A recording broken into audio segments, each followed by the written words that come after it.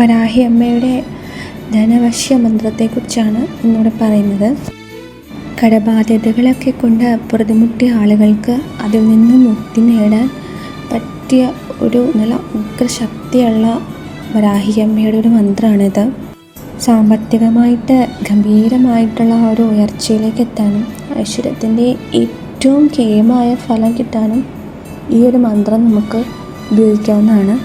ഈ ഒരു മന്ത്രം ജപിക്കാൻ പറ്റിയിട്ടുള്ള ഉചിതമായ സമയം എന്ന് വെച്ചിട്ടുണ്ടെങ്കിൽ സന്ധ്യ കഴിഞ്ഞിട്ടാണ്.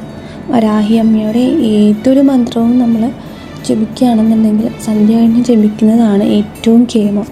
നിത്യേന ഈ ഒരു മന്ത്രം ചൊല്ലുന്നതിലൂടെ ധനപരമായിട്ടുള്ള എല്ലാ തടസ്സങ്ങളും മാറി ധനം കൂടുതൽ നമ്മളിലേക്ക് വരുന്നതായിട്ട് അനുഭവിച്ചറിയാൻ കഴിയുമെന്നുള്ളതാണ്.